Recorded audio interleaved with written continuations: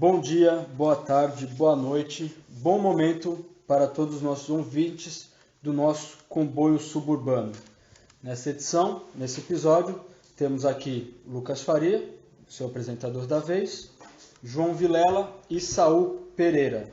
Antes de começar a nossa conversa, devemos então apresentar as nossas redes sociais, os lugares onde vocês podem divulgar nosso trabalho, vocês podem acompanhar nossos episódios e nossas, postagens e também contribuírem para o debate, trazer vossas opiniões. Então, devemos lembrar então que temos a nossa página do Facebook, Comboio Suburbano _podcast.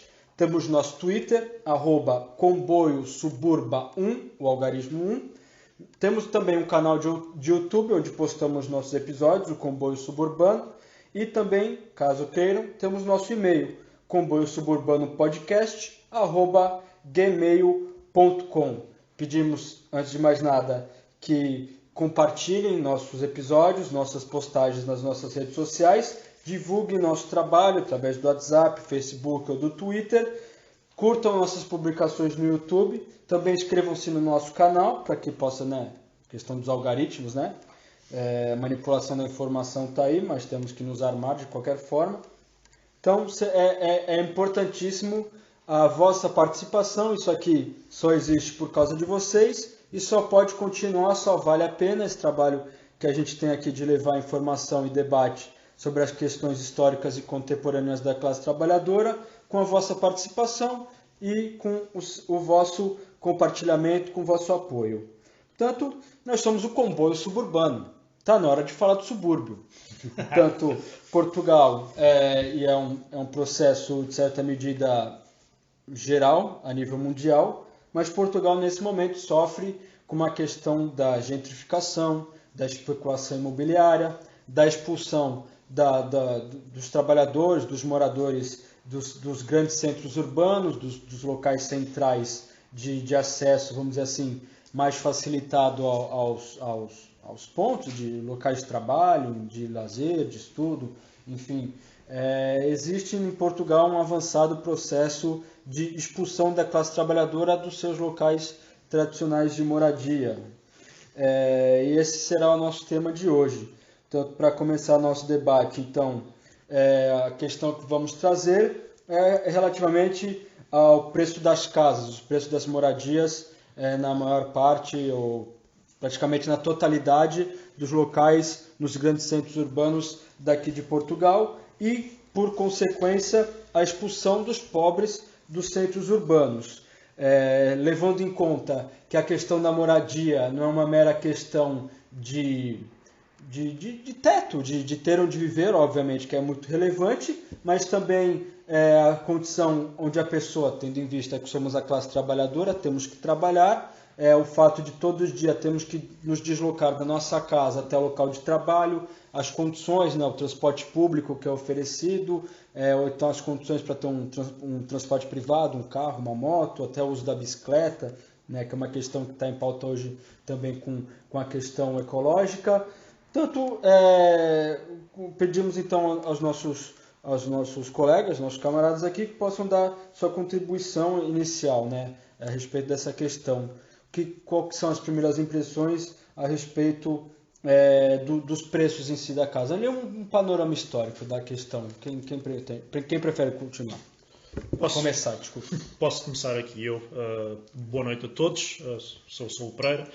E então, eu acho que uma das coisas mais importantes a falar quando se fala dos processos de gentrificação e dos processos de expulsão da classe trabalhadora das cidades e da implantação não só das classes trabalhadoras, mas das populações marginalizadas e racializadas nos subúrbios, é que não é uma questão única de Portugal, nem de uma cidade, nem de outra cidade. É uma questão que se reproduz uma vez após outra nas grandes cidades do mundo ocidental, do mundo capitalista, de todo o nosso mundo atual, com as suas características específicas em cada região, mas para exemplos, temos o caso de Lisboa, em que as casas estão cada vez mais caras, alguns dizendo que é uma bolha que eventualmente rebentará, mas perguntamos para quando. As casas cada vez mais caras tanto no centro como depois voltando mesmo para a periferia. Esse processo reproduz-se em Londres, reproduz-se, vamos falar de Hong Kong até, por exemplo, que é um dos processos que em Singapura, nas grandes cidades dos Estados Unidos, por exemplo. Barcelona, por exemplo. E sempre na mesma direção, sempre na direção de... E isto é das coisas mais importantes, que é as casas aumentam cada vez mais de preço, mas não porque alguém que está a viver nelas esteja a pagar mais para nelas viver. Sim, porque elas estão a ser usadas como ferramenta de especulação ou também, depois a apoiar isso, a serem usadas para os alugueres de pequena duração, no caso do turismo, que criam aí uma distorção no que lhe chamam mercado da habitação, que só isso já é uma pequena aberração poder ser um mercado, mas que distorce completamente a questão de que o chão urbano serve então para as pessoas viverem ou serve para trocar por dinheiro como se fosse uma ação, como se fosse uma obrigação, como se fosse uma negociação de forex ou para cobranças de alugueres de pequena duração para turistas. E essa questão não é de uma resolução individual, é de uma resolução que tem que estar na forma como, seja o modo de produção, seja a forma como se negocia, segundo a lei ou segundo a organização da sociedade, o chão urbano. Obrigado, Saul.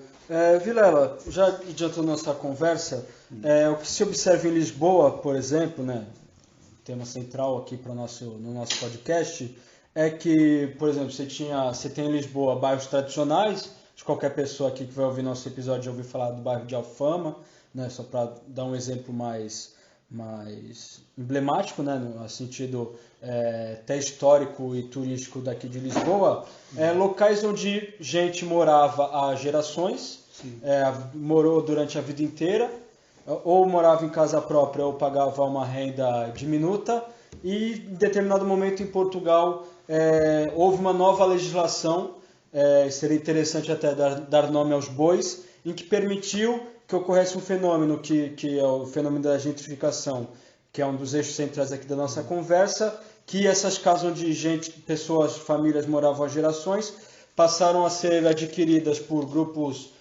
na maioria das vezes estrangeiros, que compravam aqueles prédios, faziam ali alguma obra, investiam, faziam uma obra, passava aquilo ali a ser, em vez de morar gente, ser usado para Airbnb, que também é uma forma de hotelaria que já não paga os impostos da devida maneira, enfim, uma nova, vamos dizer assim, a uberização da hotelaria, né, vamos dizer assim.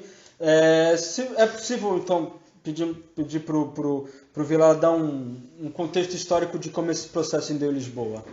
Em Lisboa e no Porto. Eu sou do Porto e, portanto, sim. Eu como circulo entre as duas cidades com muita regularidade, há aqui muitas coisas que são exatamente iguais num lado e no outro e que têm a ver com o seguinte: um dos setores fundamentais da burguesia portuguesa, um dos setores económicos onde a burguesia portuguesa tem mais peso e que determinou para não irmos mais longe, mas pelo menos desde o 25 de Abril, o essencial do que foi a política nacional é o setor da construção civil.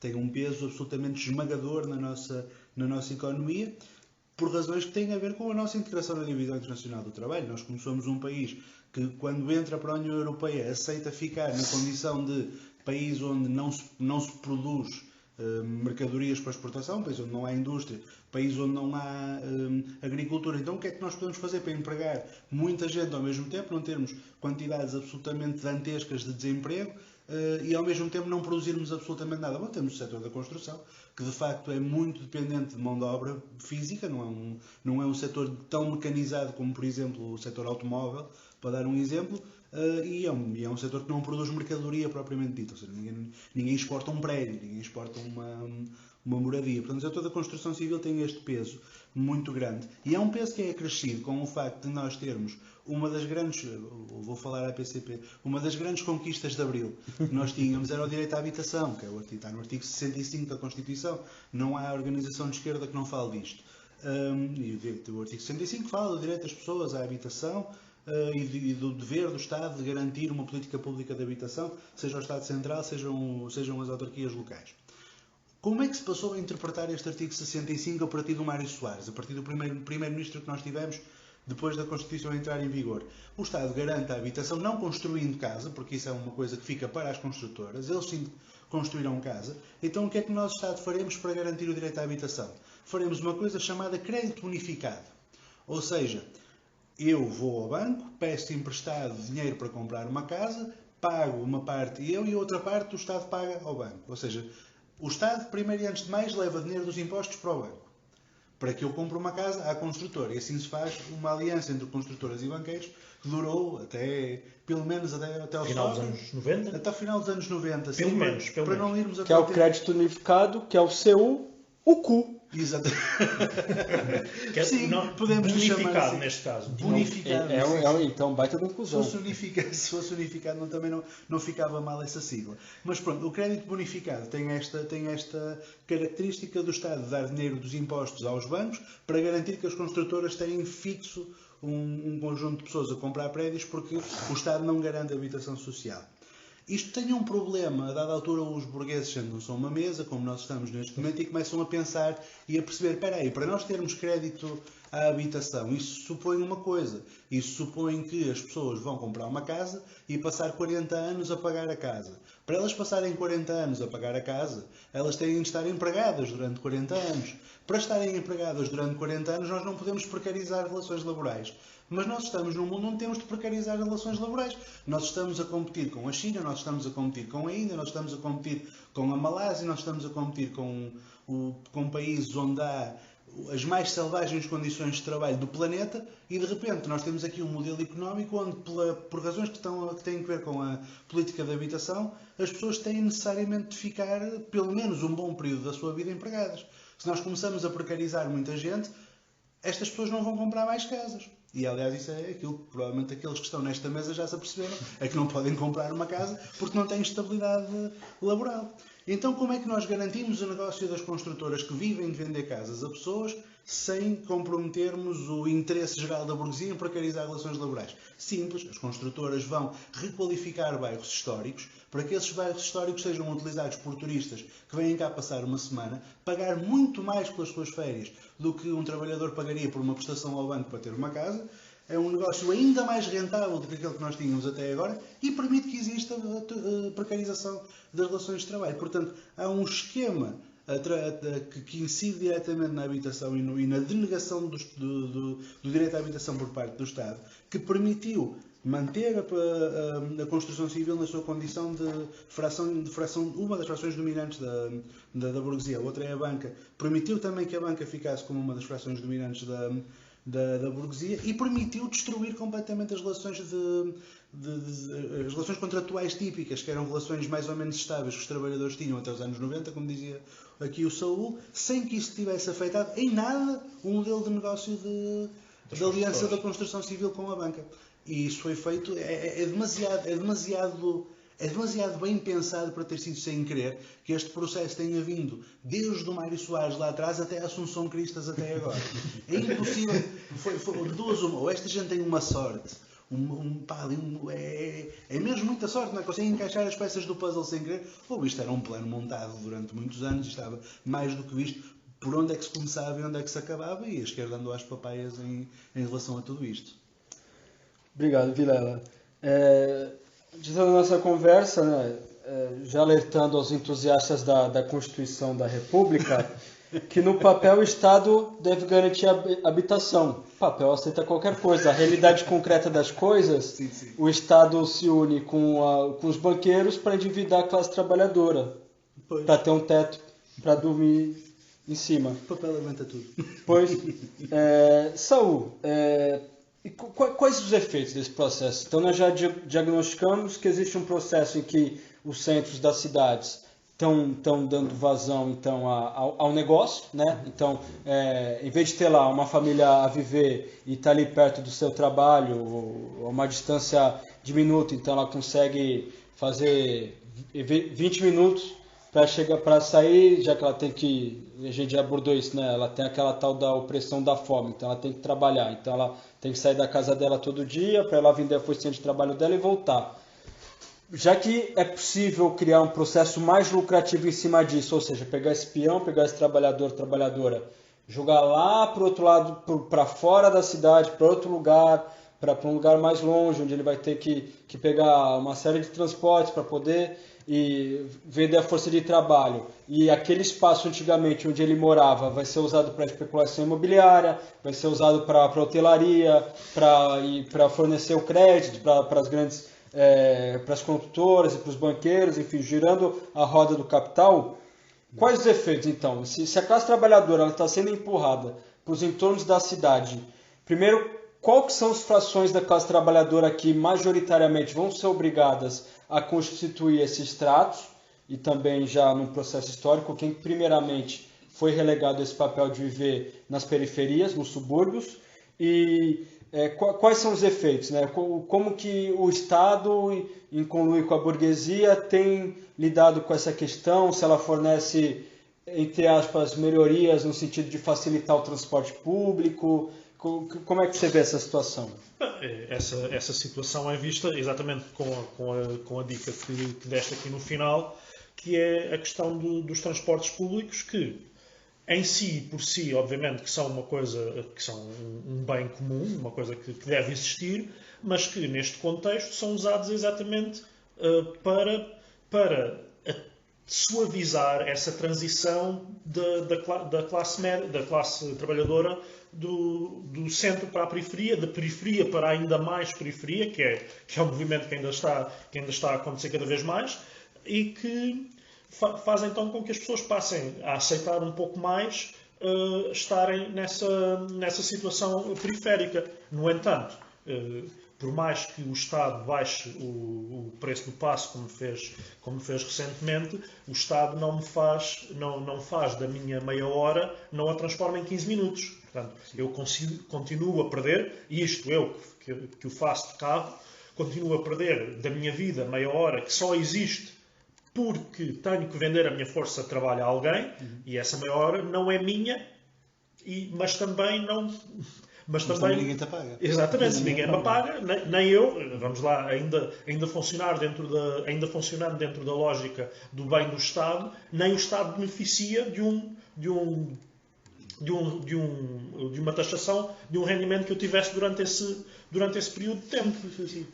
Mas ainda para mais, essa movimentação de pessoas do centro para a periferia e da periferia para ainda mais periferia, e depois já não se sabe bem para onde é que as pessoas vão, torna-se ainda mais perversa também em Portugal, mas noutros países, isto aqui para entrar aqui na questão mais internacional da gentrificação, por exemplo, nos Estados Unidos, que nos Estados Unidos há um processo histórico das minorias racializadas estarem adstritas aos centros, a chamada inner city. Eram lá que estavam muitas dessas minorias, por causa de uns processos históricos muito antigos, e criaram-se comunidades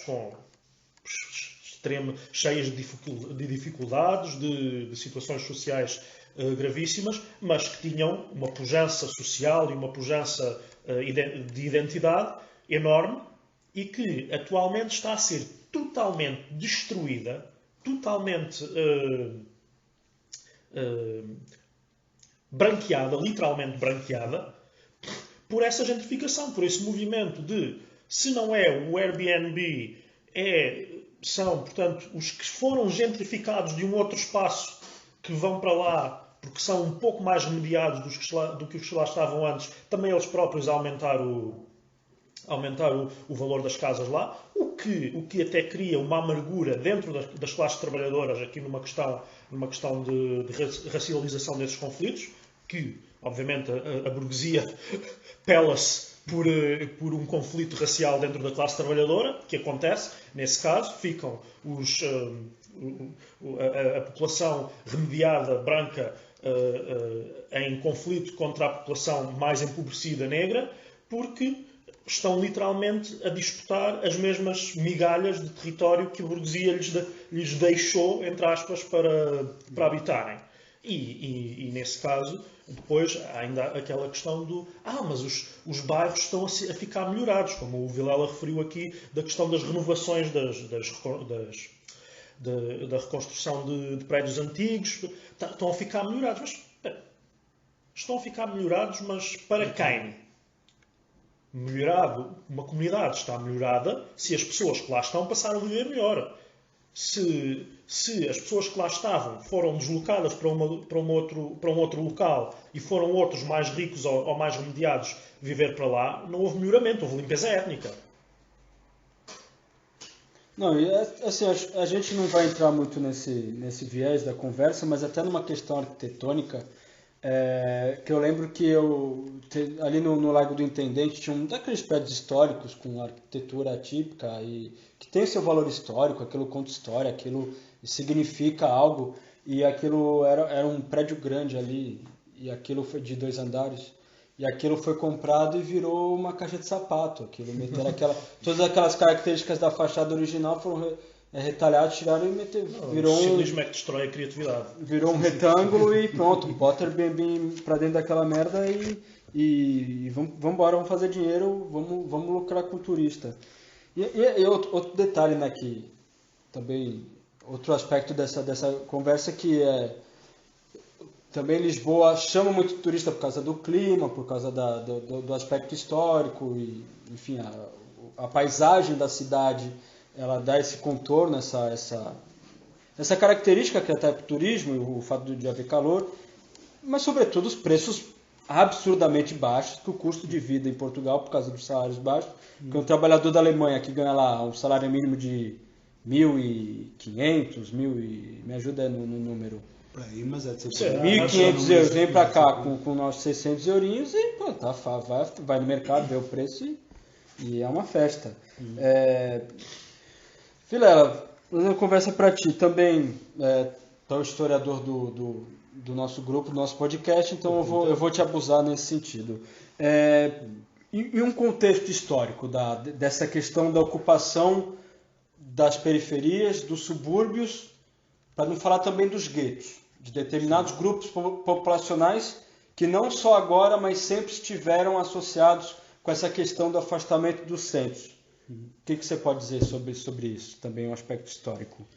Assim, o centro tem sido uma de duas coisas. Uma coisa que o Saúl estava aqui a dizer há pouco e que é verdade, é que mesmo em Portugal os centros já foram locais onde moravam as pessoas mais pobres. Quando os bairros que estávamos a falar há pouco, da Moraria, da Alfama, não sei o quê, quando tu vais ver a literatura portuguesa do início do século XX, é o sítio onde havia os locais de prostituição, onde os toureiros e os bolieiros, depois das suas touradas, iam para lá cantar fado e confraternizar uns com os outros e frequentar baixos de prostituição e tudo mais. Portanto, eram zonas de pobres num determinado momento. E, portanto, eram zonas onde ninguém queria ir. Isto tinha razões até arquitetónicas, porque eram zonas ainda muito medievais, portanto, com ruas muito estreitas, muito labirínticas. A burguesia, num determinado momento da história do início do século XX, gosta das avenidas, gosta de cidades com um aspecto mais parisiense, por assim dizer, com boulevards e com tudo isso.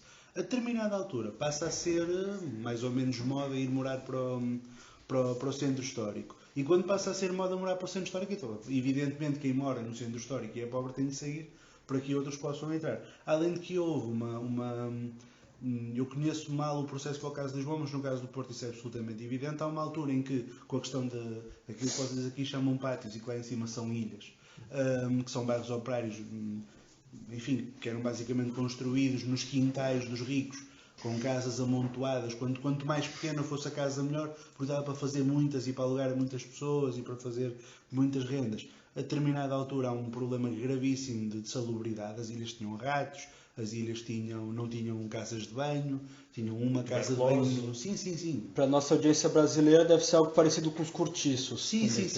Uma casa dividia em vários pequenos cômodos improvisados, às vezes com um biombo, e mete ali a família. Exatamente, era exatamente isso. A determinada altura começa a haver uma situação grave de salubridade, e então é preciso tirar as pessoas dali porque estavam literalmente a ficar doentes, com tuberculose e com tudo mais, e então quando essas pessoas aparecem uma situação caricata porque a propriedade privada do solo cria um problema a este processo de salubrização, que é, ok, eu vou tirar as pessoas daqui, mas vou mandá-las para onde? Os terrenos que estão desde o centro da cidade até aos confins da cidade pertencem a alguém. São os terrenos das tais avenidas de que eu falava. São sítios onde moram burgueses, são sítios onde estão prédios de escritórios, são sítios onde estão coisas que já existem. Eu não posso, por exemplo, simplesmente deitar abaixo uma avenida aqui ao lado para fazer casas para estas pessoas aqui ao lado. Então o que é que eu vou fazer? Literalmente deportações destas pessoas do centro histórico da cidade para os bairros. No Porto fica um extremo oposto. Se alguém que veja um mapa da cidade do Porto, onde está o centro histórico e onde estão os bairros que vão ser construídos nos anos 50, 60, é o extremo oposto da cidade, é uma catapulta para o outro lado, é assim uma coisa muito agreste e muito agressiva. Que leva, portanto, a que exista, de facto, esta expulsão. Isto é uma coisa mais ou menos, nós ainda hoje vemos isto, quer dizer, quanto mais o processo vai avançando, mais para longe, como dizia o Saúl, as pessoas vão sendo empurradas. As pessoas vão sendo empurradas, já ninguém... Viver dentro do limite administrativo da cidade de Lisboa é quase impossível hoje em dia. E mesmo morar um bocadinho fora da cidade de Lisboa começa a ser muito complicado. As pessoas estão já nas últimas estações da linha de Sintra, nas últimas estações da linha de Azambuja. É para aí que se está neste momento a conseguir casa, quando se consegue. Temos aqui à mesa, não vou dizer quem, uma pessoa que mora no Barreiro, quer dizer, é este o ponto, quer dizer, nós estamos E trabalham de velas. Pois é isto, quer dizer, é um pêndulo de loucos todos os dias que não tem outra explicação que não seja o facto de haver propriedade privada do solo, haver pessoas que já se apropriaram do solo num determinado momento e fizeram dele o que quiseram, e agora quem quer casa desenrasca-se e tem de ir para onde pode. Pior ainda fica, e era disso que estávamos a falar há pouco, se calhar falaremos disto com mais detalhe, quem nem sequer é considerado português, mesmo que tenha documentação a dizer que é português, porque nesse caso acresce a todas estas variáveis que são de natureza económica, variáveis que não são estritamente económicas e que têm que ver com a exclusão, que têm que ver com a racialização, que têm que ver com o facto de tu até podes pagar uma renda nesta rua, mas eu não te alugo uma casa nesta rua, porque tu és cigano, porque tu és negro, porque tu és brasileiro, porque tu és diferente de alguma forma. E essas pessoas ficam numa situação dupla, quer dizer, já estão condicionadas pelas questões materiais estruturais que nos condicionam a todos, e ainda vão ser condicionadas pelas questões suplementares, de que, bom, se calhar falaremos mais daqui a bocado. Obrigado, Vilela. Então, nós já diagnosticamos que cada vez mais existe um processo de expulsão das pessoas do centro da cidade. Agora, no sentido da vida fora do centro. Antes, um parênteses aqui. Eu não faço questão de fazer depoimento pessoal, mas acaba acontecendo. Só vou, antes dar meu exemplo, minha situação aqui. Quando eu vim para cá, para Portugal, a tal da bolha ainda não... Ou estava muito no início, ainda não existia. Então, eu ali morei na zona dos Arroios, Intendente. Passei por um bom tempo ali naquela zona. Para quem não conhece, é uma zona bem central e de Lisboa, uma facilidade de se deslocar entre vamos dizer assim, os grandes pontos de interesse. A bolha estourou, a dona da casa onde a gente morava pediu a casa de volta. Ficamos com a sensação de que aquilo ia ter um uso com outros fins, um Airbnb ou qualquer coisa do tipo. E a gente foi morar para a zona de Benfica, mesmo ali perto do estádio, o dobro do que a gente pagava antigamente. Mais longe, mais longe e mais caro. E aquilo já estava difícil. Quando veio o tal do passe social, ou seja, quando o preço para morar fora do centro começou o Estado se viu obrigado, ou foi uma manobra ali de facilitar esse movimento, passou a ser viável, aí que eu fui morar para a margem sul. Tanto como a gente aos poucos, com o tempo, foi sendo empurrado para fora do centro de Lisboa. Isto é um processo que tem menos de 5 anos. Tu não estás em Portugal há 5 anos. Um pouco mais de 5 anos, sim, mas é isso. Quer dizer, a velocidade a que isto está a acontecer é estonteante. Sim. E isso... Ainda ontem estávamos a falar de gentrificação e de repente pessoas estavam em Arroio, estão no Barreiro. Sim. E não sou só eu, imagina. Saul, tanto conforme eu estava dizendo, as pessoas estão sendo deslocadas para fora dos centros e, ao viver fora dos centros, elas continuam a ter a necessidade de ter acesso aos serviços públicos. A pergunta, Saul, se a polícia ela age da mesma forma com o morador da Avenida da Liberdade, da mesma forma que ele age com o morador da Cova da Moura, se a escola dos grandes centros, num bairro central de Lisboa, tem a mesma qualidade que uma escola nos arredores de Lisboa, no caso, né? Só dando um exemplo, porque nós estamos aqui na zona, mas acho que muitos camaradas que estão nos ouvindo vão se identificar. E se a diferença que é uma pessoa que para se deslocar da casa para o trabalho, ela pega 1 metro, sendo que outras pessoas têm que pegar um barco, mais 1 metro, mais autocarro, ou mais um comboio, ou essa história toda. Como funciona isso? Como que a cidade e o Estado dialogam em cada ponto onde as pessoas são obrigadas a viver? Bem, esta é difícil e há tantos níveis para discutir esta pergunta, que é, primeiro, a polícia, principalmente em Portugal, essa diferenciação faz do centro para a periferia e do branco para o negro, do português para o imigrante, do rico para o pobre, e faz-se muitas vezes, como até há pouco tempo não se falava de raça em Portugal, porque Portugal não tem racismo. Em Portugal não há raças, como toda a gente sabe. Portugal deve ter sido o primeiro país que conseguiu descobrir um medicamento qualquer que cura a questão da racialização. Portanto, como não há raças, não há racismo. E então falava-se sempre da questão das periferias, só da questão... Mas essa questão também se põe aí, e a questão é que há territórios em Portugal e nas metrópoles que, do ponto de vista da direita e dos conservadores, é gravíssimo porque são os sítios em que a polícia não entra, que é isso que é gravíssimo, mas de um ponto de vista do que é portanto, uma visão de facto de que as pessoas, são locais que são territorializados quase como territórios ocupados. Quase como se, portanto, a presença do Estado nesses locais é sempre apenas pelas suas forças repressivas e nunca, e muito menos em qualquer outra questão. A questão do que vida é que as pessoas conseguem ter nessa vivência de suburbanização tem também 2 momentos históricos principalmente, porque há um movimento de suburbanização muito anterior à gentrificação atual em Portugal, em Lisboa e também no Porto, que é, portanto, um movimento que houve de êxodo rural para a periferia de Lisboa, da província para a periferia de Lisboa, que criou também novos espaços sociais e urbanos e semi-urbanos na periferia de Lisboa, onde depois se vai tentando que as pessoas façam um pouco de uma vida também centralizada nesses locais, tenta-se que haja também lá trabalho e emprego nesses locais, mas que, falando bem e depressa, é sempre no centro das cidades que as coisas estão. E quando as pessoas serem afastadas dos centros, vai sempre ter o tipo de consequências que falámos até aqui, e tudo isto que se vai tentando fazer, de fazer com que a periferia também tenha a sua própria centralidade, são sempre paliativos.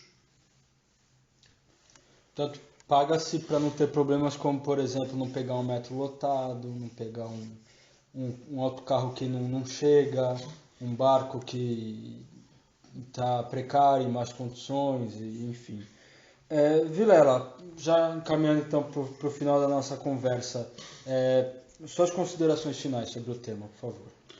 Bem, considerações finais sobre tudo isto, há duas, não é? Fundamentalmente. Por um lado, de facto, a questão da construção das cidades. Eu acho que é bastante fácil nós, de alguma maneira, vermos a estratificação das classes olhando para as cidades e percebendo onde é que cada classe mora, não é?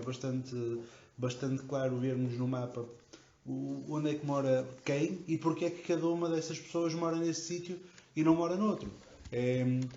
Voltando ao exemplo da minha cidade natal.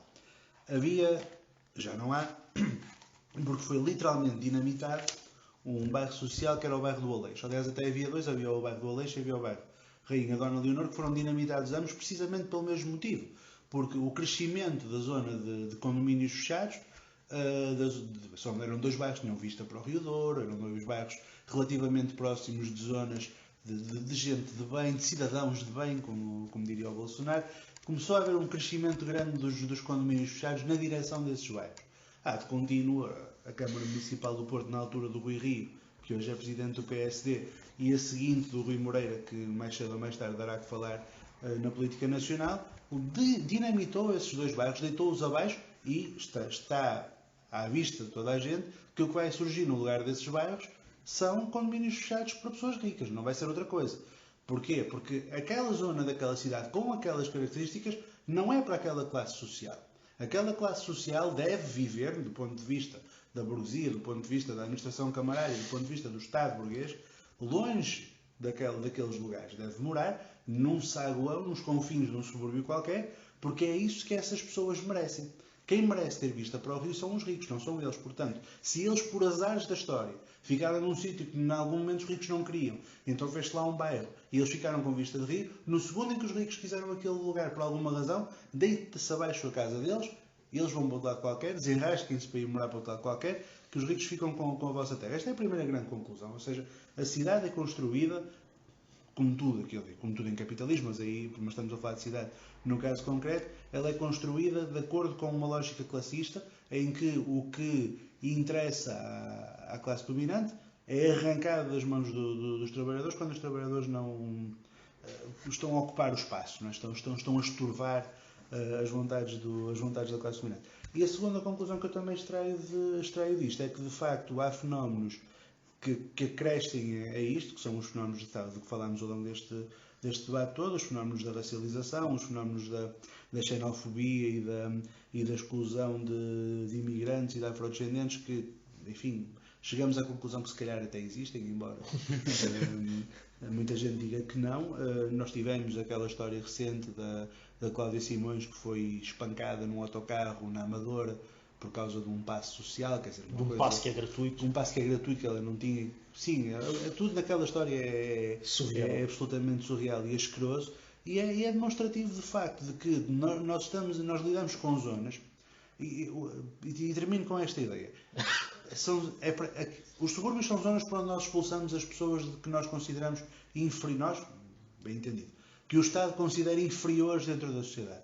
Uma vez que a pessoa está naquela zona, existe uma espécie de ideia de que já que estás aqui, já que moras aqui, já que estás neste lugar, que é um lugar que tem um estigma, que é um lugar que está associado a um determinado tipo de pessoa, que está associado a um determinado tipo de classe, que está associado a tudo o que eu considero que não tem dignidade dentro desta sociedade. Então eu que sou o Estado, e portanto que sou a polícia, e portanto que sou o professor na sala de aula, há um rapper famoso, o Dillaz, tem um videoclipe que começa com uma frase de uma professora dele, Leda Madorna, que é num subúrbio ali na zona de Cascais, começa com uma frase de uma professora dele a dizer: menino André, que é o nome dele, o menino nunca vai chegar nem a varredor de rua. Isto são os professores dos subúrbios a falar para os alunos dos subúrbios, ou seja, é o Estado a falar para os alunos dos subúrbios. E o Estado fala-lhes assim, a polícia fala-lhes assim, e os assistentes sociais, tirando honrosas exceções, falaram assim também. Ou seja, aquelas pessoas, porque são os pobres, são os que foram expulsos para as zonas que os ricos não queriam. Então, se vocês foram expulsos para as zonas que os ricos não queriam, vocês são as pessoas que não mereceram viver nesta sociedade. São as pessoas que não têm mérito e excelência. São as pessoas que não empreenderam. São as pessoas que não foram proativas. São as pessoas... Pá, vocês são pessoas de merda. É assim que a Bruxelas encara. E, portanto, qualquer tratamento para vocês já está bom. Essa é a segunda grande conclusão. A cidade é produzida por razões classistas e o tratamento que é dado às pessoas que vão parar ao lado de baixo das cidades é o tratamento de quem, do ponto de vista de uma sociedade capitalista, é um infra-humano. E, portanto, o que é que nós devemos fazer? O que nós devemos fazer é levantar-nos e fazer com que a burguesia conheça um sítio pior ainda do que os subúrbios que nos reservam e que talvez fique na Marleja. Pronto, é isto. Salve, suas contribuições finais. Contribuições finais. O que eu acho que é muito importante sempre destacar na questão da gentrificação e dos subúrbios é que isto não começou agora. Como o Vilela estava a dizer, a estratificação social da cidade não é um fenómeno novo. Tem agora umas características ligeiramente diferentes, mas sempre houve... Se hoje é a periferia que é o local das classes trabalhadoras desprezadas, antes era o centro e o centro tinha os seus próprios problemas. Aliás, quando é o centro, mais uma vez voltando ao exemplo americano, quando é o centro, o espaço das minorias racializadas, ele próprio torna-se igual ao que nós estamos habituados a caracterizar na periferia, ou seja, afinal a questão não é tão geográfica assim, se calhar afinal a questão é de classe e de raça, nesse caso.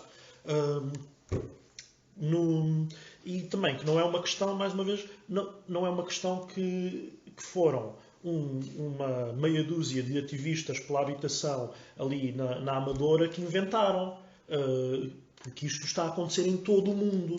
Todas as grandes cidades do mundo ocidental, e não só, estão a sofrer movimentações de gentrificação. O solo urbano está-se a tornar num dos maiores pontos de contenção social, talvez o maior da atualidade, porque os Estados, mesmo as experiências reformistas, vão conseguindo amenizar as tensões sociais noutras questões, mas o solo urbano, mesmo que a gente imprima dinheiro para fazer aí umas medidas de quantitative easing e de seja o que for, a gente pode imprimir dinheiro, mas não se pode inventar chão. Sim. Aí está. E, portanto, temos que perceber que é uma das questões em que se vê como a luta de classes é internacional. Em todo o mundo, as classes trabalhadoras, as populações racializadas, estão a ser expulsas das suas casas, expulsas pela coação da fome, pela coação económica, para espaços contenidos, espaços de contenção, espaços ainda mais de discriminação do que já eram anteriormente. Muito obrigado, Saul. Portanto, tendo em vista que nossos colegas, então, nossos camaradas deram suas contribuições finais, agora, no final, então, vamos deixar a dica cultural. A minha dica cultural, que dialoga, de certa forma, com o tema do nosso episódio sobre subúrbios, é o filme Parasita. Assistam Parasita. É tudo isso que eu tenho a dizer. Quem não puder ir ao cinema, ou quem não puder, de qualquer forma, ter acesso, Torrent está aí para isso. Portanto, usem Torrent, quem puder, quem quiser. Sim. E assistam Parasita. Eu não vou falar mais porque tudo que eu falar sobre Parasita vai estragar a surpresa. Assistam Parasita, só isso. Mais alguém tem alguma dica cultural? Por favor, Sérgio. Vamos nos manter aqui dentro da temática dos Oscars deste ano, e o outro grande filme que se coloca em situações semelhantes é o Joker, e assistam, vejam o Joker, vejam, porque é interessante, porque aquilo passa-se, portanto, quem conhece a história, portanto, o universo da DC, Gotham, a cidade do Batman. Gotham, naquele caso, como foi muitas vezes, é Nova York no auge do declínio urbanístico do final dos anos 80 e início dos anos 90, e, portanto, tudo aquilo que lá acontece são reflexos de coisas que aconteceram, de facto, nos processos urbanísticos até aos anos 90, e que são quase, entrando até aqui na lógica de Hollywood e na lógica dos super-heróis, é uma prequela daquilo que nós estamos a falar aqui agora, portanto, porque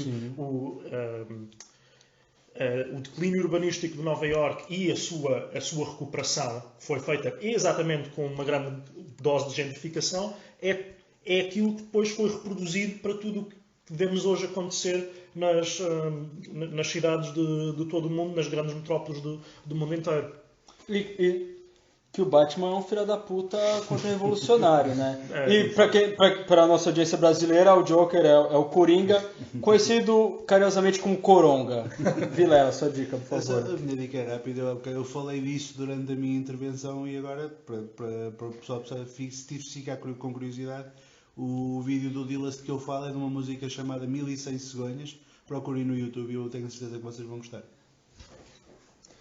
Obrigado, Saul, obrigado, Vilela, obrigado a quem nos acompanhou até agora. Novamente, então, reiteramos nosso pedido para que, por favor, divulguem nosso trabalho, façam chegar esse episódio e o trabalho do Comboio Suburbano para mais pessoas. Compartilhem também nossas redes sociais, tragam dúvidas, tragam sugestões, tragam contribuições, tragam críticas, tudo aquilo que vocês quiserem, porque, como eu disse no início, isso aqui só existe para vocês, por vocês e principalmente com vocês, tá bem? Um bom ano então de 2020 para todos, que tenha muita luta, não que estejamos muito confiantes nisso, mas que hajam muitas vitórias, ou que nós possamos começar a construir vitórias, é assim que a gente tem que falar, infelizmente. E, desculpa o atraso, a demora, mas o ano começou e pode ter certeza que o Comboio Suburbano vai trazer muita coisa interessante. A gente está tentando melhorar cada vez mais para vocês. Tá bem, camaradas? Muito obrigado por ter nos ouvido e até a próxima.